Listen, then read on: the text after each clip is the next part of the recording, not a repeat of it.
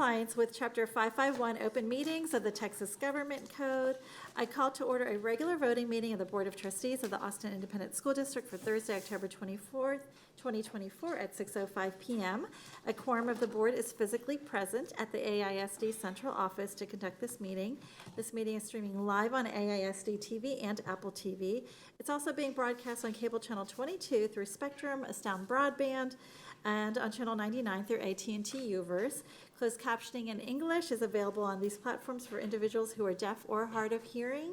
Welcome and thank you for joining us. Special shout out to our up close, folks. Thank you for being here. Before we get into tonight's agenda, the board is actually going to briefly recess into executive session to get legal guidance from our counsel, and we will return to the dais shortly. So we will now recess the open meeting at 6:06 p.m. and move into exec session pursuant to Texas Government Code sections 551.074, 551.072, 551.073, 551.087, 551.076, 551.0821, and 551.071. Thank you very much. We'll be back shortly.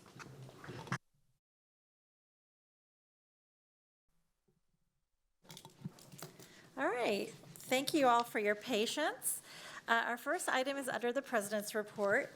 So today is Lights On After School, a nationwide celebration of after-school programs and their important role in the lives of children, families, and communities. Quality after-school programs and opportunities are essential for our Austin ISD children and families by providing safe and engaging learning experiences that help children realize their full potential and support their academic growth and well-being when school is out and families are working. Youth who attend high-quality after-school programs attend school more often, do better in school, and gain important work and life skills. We want to take a moment today to share how grateful we are for and to shine a light on both those after-school programs operated by AISD and those organizations across the community that partner with the district to provide after-school programs and experiences for thousands of AISD students. So thank you to our after-school partners and all those who work to care for our children. The other big thing I want to mention is early voting is currently happening across the nation. You may have noticed. We encourage our community to exercise their civic right to vote. This board approved a resolution promoting a culture of voting for our community and our students. As part of our voting culture and in alignment with our desire to ensure we have community accessible voting locations while ensuring safety for our students and staff, AISD will have a student holiday for Election Day, which is on November 5th. And we will also host almost 30 sites as voting locations on Election Day. In addition, the public can also vote early at early voting locations this week and through next Friday. And by the way, we actually have an early voting day that's also a student holiday, and that's going to be November 1st. So you can vote on that day as well. You can find voting locations and estimated wait times online at www.votetravis.org. All right, so next is the announcement of 2024 Board Continuing Education Credits. Texas law requires that a school board publicly share the completion and total number of continuing education requirements for trustees. So in 2024, Lynn Boswell, Kevin Foster, Andrew Gonzalez, Candace Hunter, David Kaufman, who is joining us by Zoom, Nolita Lugo, myself, Catherine Whitley Chu, and Ophelia Zapata, I think I have to say my name, Arthi Singh, met or exceeded the required minimum number of Topic 1, Topic 2, and Topic 3 continuing education hours.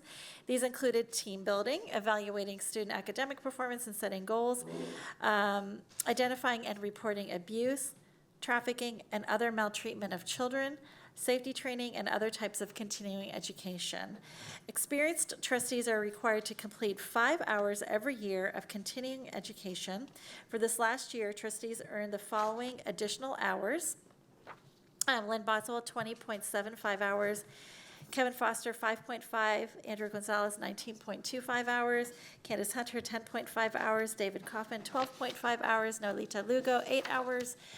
Myself, Arthi Singh, 9.75 hours. Catherine Whitley Chu, 6 hours. And Ophelia Zapata, 14 hours. So congratulations to my colleagues on their commitment to continuous learning. Really appreciate it. Next up is the committee reports. We have posted on the written committee report as an attachment to this item on our board docs agenda. This includes a committee report for the Austin Ed Fund. I also want to provide a brief committee report for the AISD, City of Austin, and Travis County Joint Subcommittee. The Joint Subcommittee met on October 7th at the City of Austin. One of the posted items was a long-term budget, was discussing the long-term budget constraints for AISD, and I feel like we had a really good conversation about that. At our next meeting, the subcommittee will discuss additional opportunities during a closed session with current legal considerations within the school funding system. The next joint subcommittee meeting will be Friday, December 6th at 11:30 a.m. here at AISD. So we look forward to welcoming our counterparts here at our offices. And those meetings, by the way, are open to the public. You can give public comment, similar to our board meetings. And it's a great way to, have audience with all three entities, the city and the county and AISD. So the next item is the superintendent's report. Good evening, President, senior members of the board. Very excited tonight to start my presentation by highlighting some student accolades from the past month. So our incredibly talented students performed at the Join the Fiesta Hispanic Heritage Talent Show at the PAC to wrap up Hispanic Heritage Month. It was a celebration of talent, creativity, and culture from students and staff across our district. We honor 2 categories of winners, social media winners and judges selection winners, with categories in art, class performances, dance, music, and singing. This student here on the right is Daniel Nichols from Lamar Middle School. He danced El Camion, Camion, with a cup of water in his head without spilling. Pretty impressive. Thank you to all the participants, families, and staff for making this event such a memorable experience. Your talents and dedication make our school district proud. So now off to sunny California to highlight our next student group. A group of orchestra, dance, choir, and band students from Lamar Middle School had the exciting opportunity to perform at Disneyland in Anaheim, California. They were part of the Disney Imagination Campus to experience what it's like to be a Disney entertainment professional, something I never knew could be done. Not only did they get to showcase their talent by performing, but they also took part in a special workshop to learn from industry professionals. And of course, no trip to Disneyland would be complete without some fun. Our students got to enjoy a day at the park, making memories they'll never forget. We're so proud of these talented young musicians for representing Austin ISD with such excellence. Congratulations to these 6 high schools that have just received AP Honor Roll recognition. We're so proud of these campuses for their dedication to providing advanced placement opportunities to all students. And Richards and LASA got platinum, Bowie, Anderson, and Austin high schools got silver, and McCallum got gold. In addition to the AP Honor Roll, and Richards, LASA, and Bowie earned the AP Access Award, which highlights that the percent of AP exam takers who are underrepresented or low income mirrors the school's overall student demographics. Last Thursday, the Texas Association for Bilingual Education visited the Austin ISD to highlight the great things happening in our schools. Northeast Early College High School students who were formerly enrolled at the International High School participated in a panel discussion for the Tabe Parent Institute. They shared their experiences in the Newcomer Empowerment Initiative from last year at International High School and how it impacted their current goals and experiences. Some of these same students, along with teachers, administrators, and district leaders, joined Dr. Jose Luis Zelia for a panel on the Newcomer Empowerment Initiative, which continues to thrive at International High School. I'm also proud to announce that 228 students across 9 Austin ISD high schools have received a College Board National Recognition Award. These awards recognize the outstanding academic achievements in 5 categories: National African American Recognition Program, National First Generation Recognition Program, National Hispanic Recognition Program, National Indigenous Recognition Program, and National Rural and Small Town Recognition Program. We're so proud of these students for all their hard work and for representing Austin ISD so well. And before we wrap up our student achievements, I have to highlight some sports. I'm thrilled to announce that the LASA Raptors have punched their ticket to the UIL Team Tennis State Tournament. Look at that. It's pretty incredible. Yeah, like trophy there. The Raptors showed incredible skill and determination, defeating A&M Consolidated with a score of 10-7. Congratulations to our student athletes for this amazing achievement, and we look forward to seeing them represent Austin ISD at the state level. So next, a brief enrollment update. November 6th marks the beginning of our registration season for the 25-26 school year here in Austin ISD. We encourage all families, whether applying for a transfer or are planning to attend their home campus next year, to register their students during the priority registration period. And on this slide, you'll find some of the key enhancements made to the enrollment system over the last year. We heard from our communities and staff and want to acknowledge their frustrations over the last year.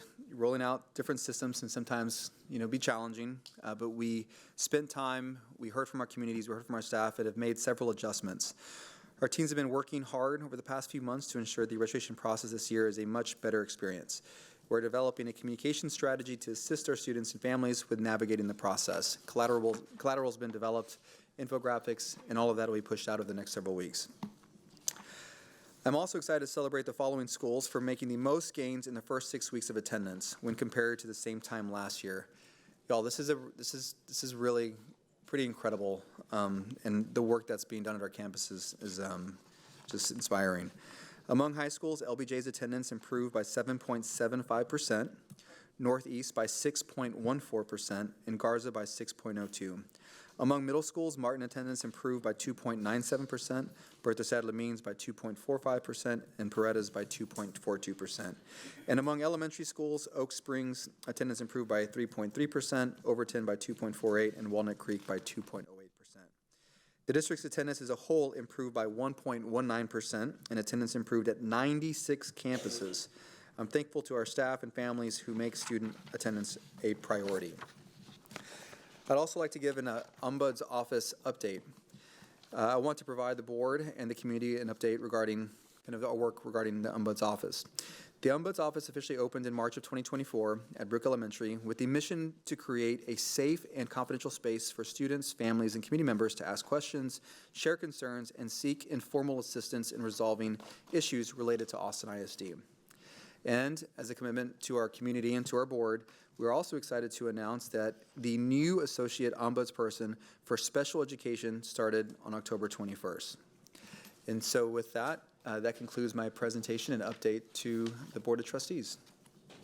Thank you. So much to celebrate in our school district. All right, so our next item is our intruder detection audits. So Mr. Segura. Thank you, President Singh, Board of Trustees. Tonight we have Dr. Jacob Reach, Chief Officer of Government Relations and Board Services, to share the update. Go ahead, Jacob. Good evening, Board of Trustees and Superintendent Segura. So we wanted to share that TEA has conducted intruder detection audits at 24 schools starting in September and through October. At least 7 schools in Austin ISD did fail to meet one of those standards during the audit that require corrective action. We are working with the campuses to correct that. As part of that work, we also share with our Safety and Security Committee an update on those campuses and then work directly with those campuses and provide a training for their staff. Those need to be completed within 60 calendar days of the audit. A copy of all of these audits are included as attachments under the executive section for our Board of Trustees. And if there are any additional questions on the actual safety measures or campuses, we'd be happy to answer those in a closed session. Thank you.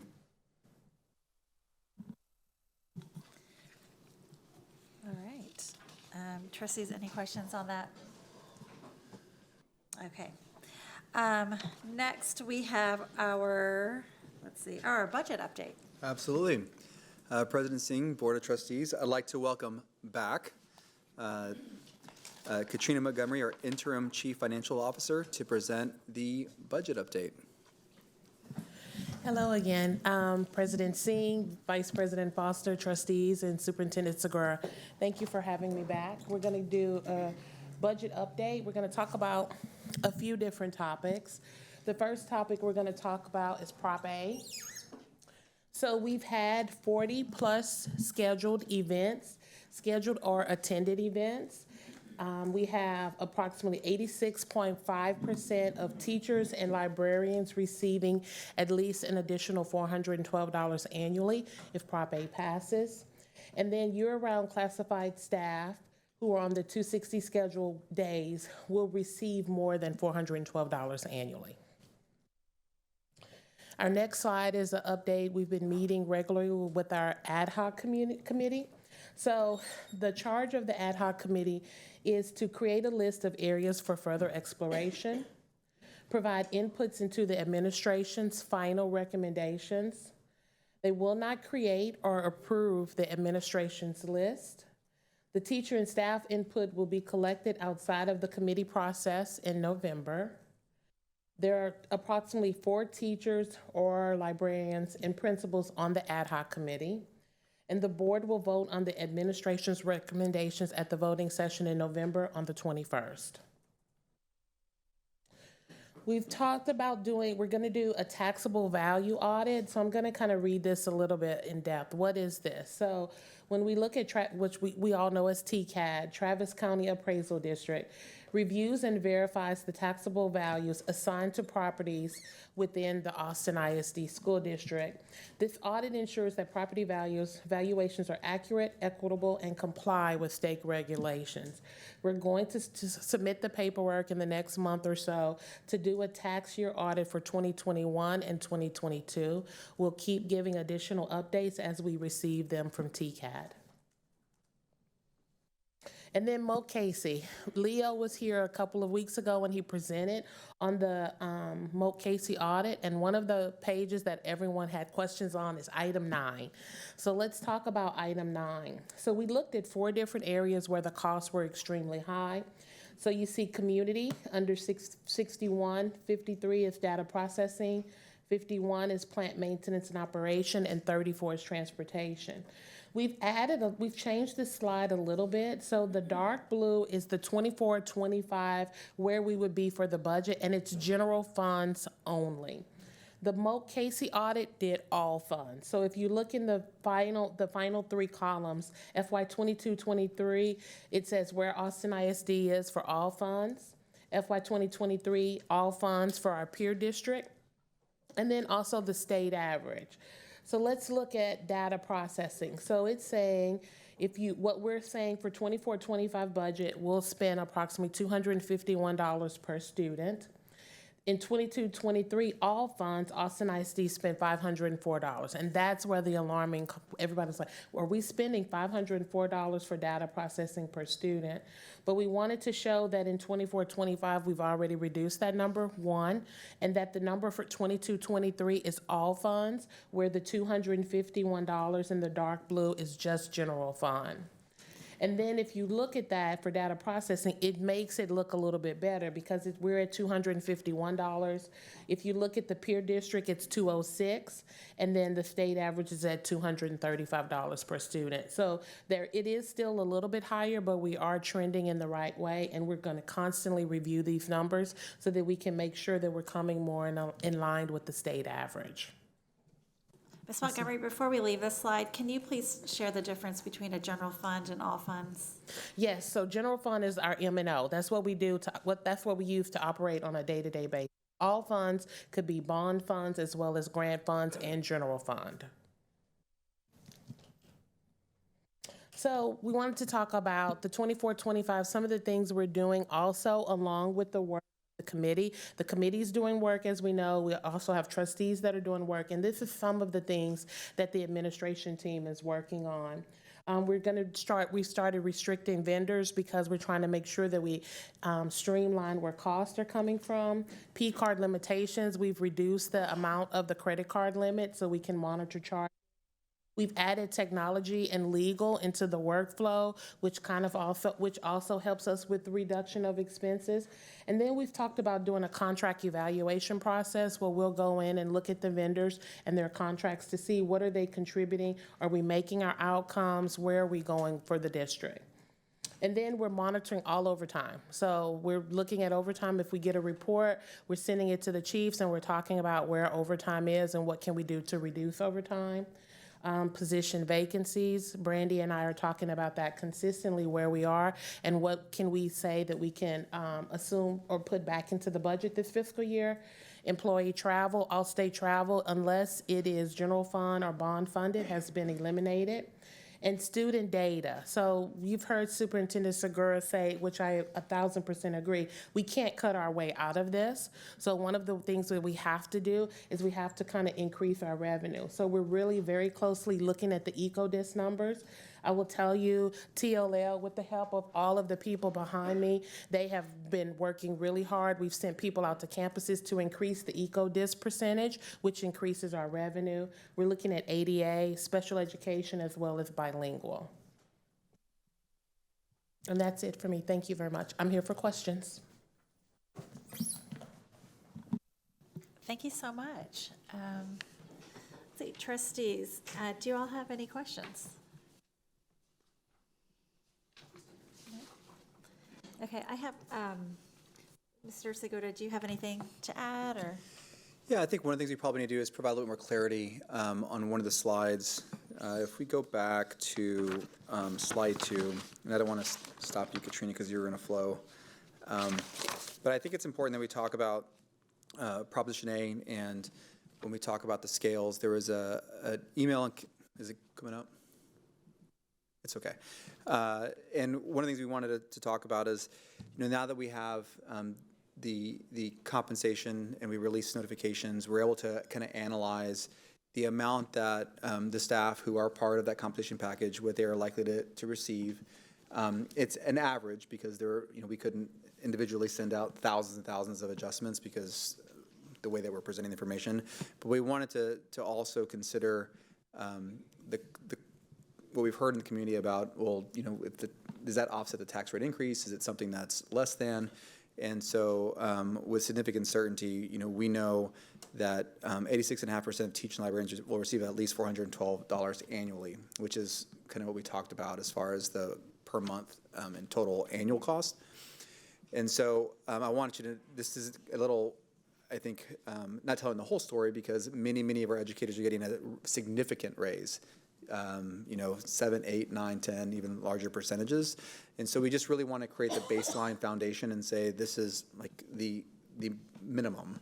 But when you look at the scales and look at the distribution, it's actually much larger. But based on our analysis, we want to be very, very clear and kind of address that head on because it's been something we've heard about over the last couple weeks. Trustees, any other questions or comments?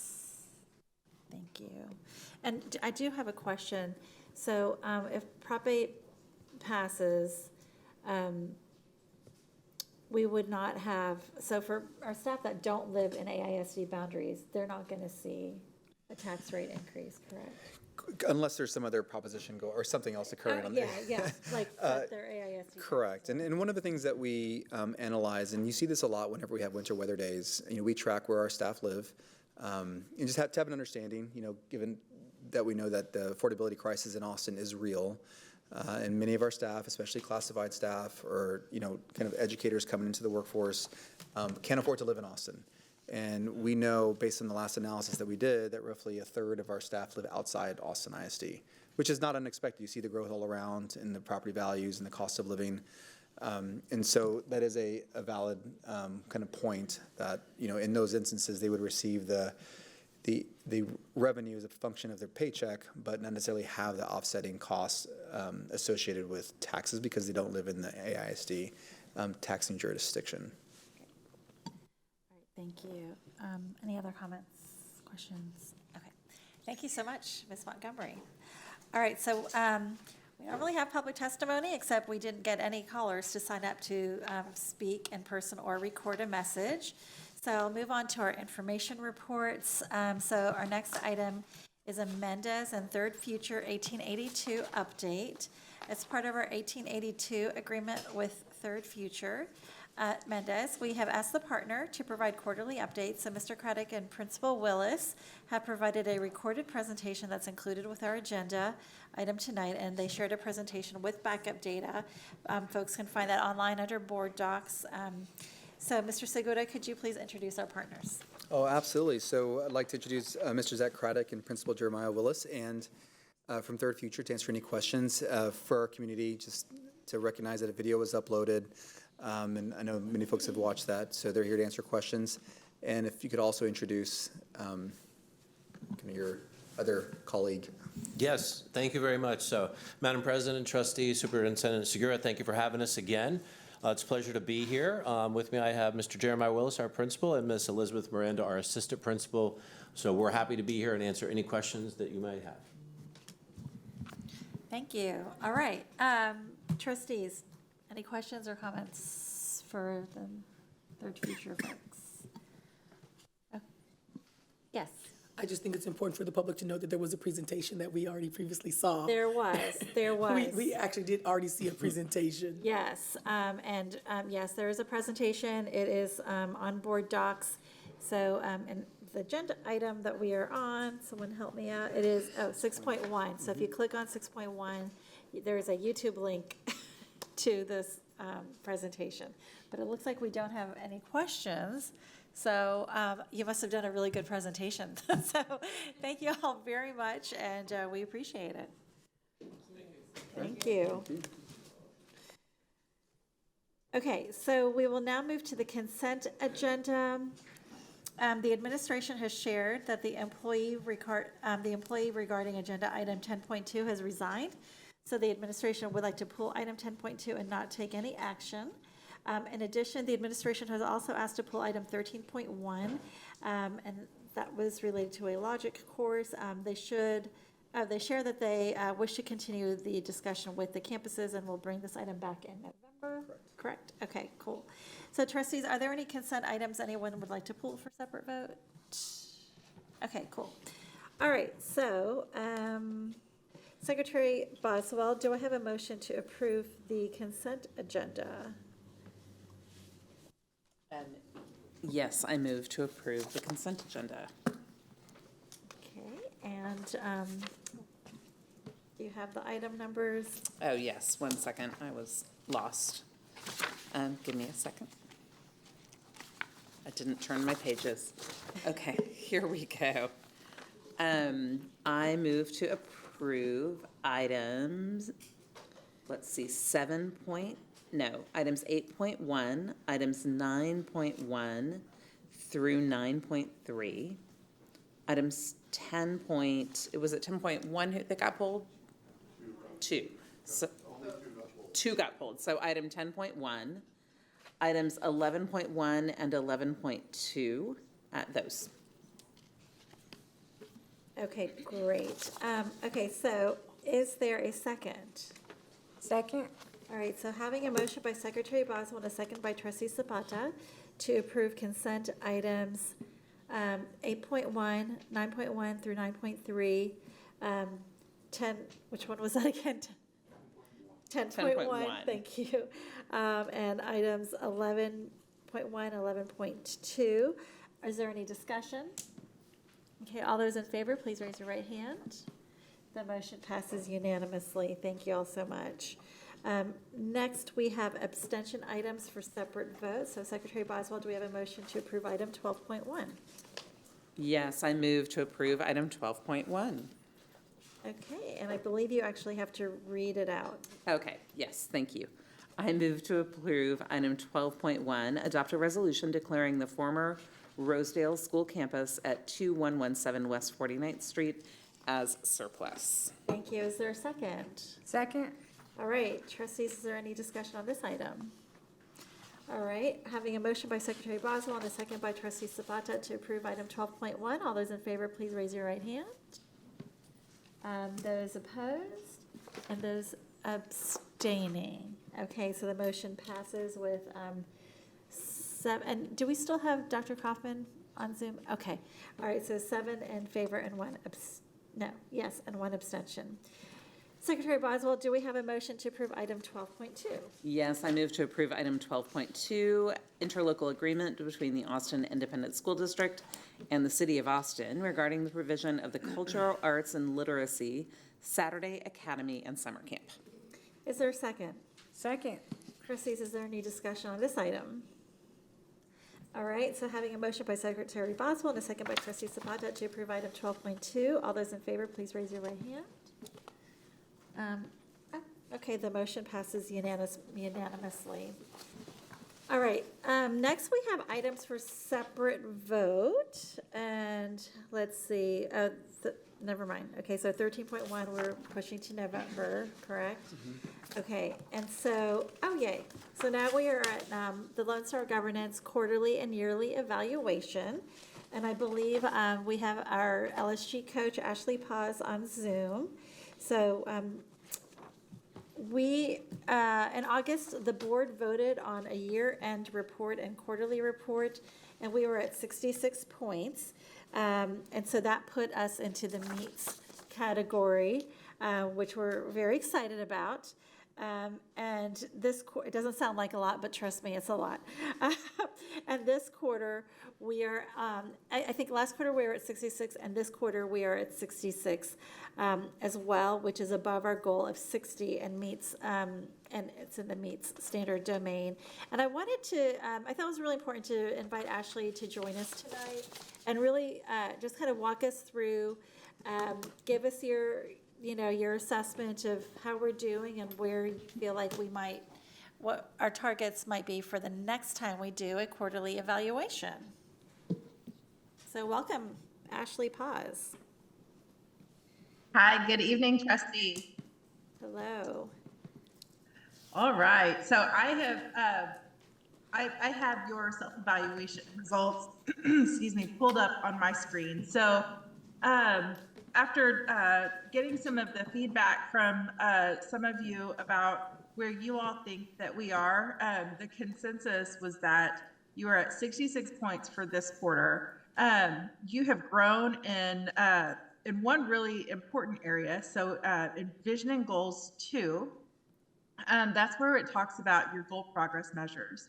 And really, this is a critical piece of the criteria for both Vision and Goals 1, Vision and Goals 2, and into Vision and Goals 3 and 4, where you talk about how you have earned broad community ownership of your goals. And the board really did a lot of work earlier this year around community engagement, where you went out and you talked to your community, really explained the process of developing the goals, talked to them about what is important to them in terms of what student outcomes they hope to improve upon in AISD, and then which values they feel that need to be protected. Then the board took that information and turned it into your goals and your constraints. And so now you've begun to, everything is adopted, and you have begun to see some evidence in your community of how the community is beginning to embrace that idea that their vision actually has informed your goals, and the goals are their vision. And the same with your constraints. And so for each one of these, you have moved up, so for each one of these, you've been able to check that box, basically, that is moving you all into the master's focus area for Vision and Goals 1 through 4. And in specifically Vision and Goals 2 and 4, that actually earned you that master's focus title. So you've gone from 12 points to 15 points in Vision and Goals 2, and from 4 points to 5 points in Vision and Goals 4. So I know it doesn't sound like a whole lot of really big numbers, but it really is a big deal. So I just want to take this moment to congratulate you on that hard work that you all have done. And then you have also gone down in one area, but that is not a bad thing. This would be under progress and accountability too. And this really is just by nature of where you are in your strategic planning process. So the board has done the work of setting the goals and the constraints. Superintendent has done the work of setting the goal progress measures and constraint progress measures. Now the administrative team is doing the work of building out their strategic plan. So how are they going to actually achieve these priorities that have been set? And so you'll go back down to 0 in this section until they have completed that strategic plan, and they present that, the implementation plan to the board and says, this is how we're going to make this thing happen. And so I have you at 0 points on that section, but I anticipate that as soon as you get that that information, whenever that will be, my guess is that it will be after the the new year, but that's just a guess. I haven't talked to anyone about that. But you'll go right back up to 4 point in that section. And then for everything else, you really are at this, you're still at the same place with systems and processes that talks about, the conditions that you're creating with in your policy and in your the way that you're spending your time. Advocacy and engagement, which is about how you are engaging with the community, and then synergy and teamwork, which is all about the conditions that you're creating for your governing team, your board and superintendent team. And so that gives you a total of 66 points for this month. I do anticipate that by after talking to some of you, I think that y'all will be able to move up to master's focus in vision and goals 1 through 4 by the end of the year. And then possibly even moving into meets focus under advocacy and engagement and synergy and teamwork by the end of the year as well, which would put you at 81 points, which is a huge increase. So with that, those are the big points that I wanted to touch with you all tonight. That's the end of my report, but I will open the floor to any questions that you all may have. Thank you, Ashley. Truly appreciate your guidance, your patience, the random phone calls. Really, you've just been so accessible to us, and we really, really do appreciate it. I wanted to just let the trustees know our little homework.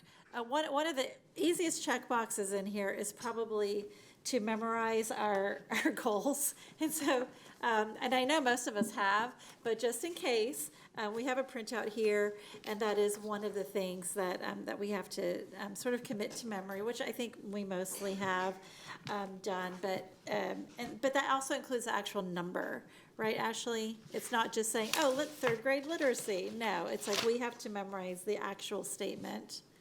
Is that correct? Yes, with the baseline and the target, and then also the current status of each goal, which it's the first year of these goals, so the current status will be the baseline. Okay, great.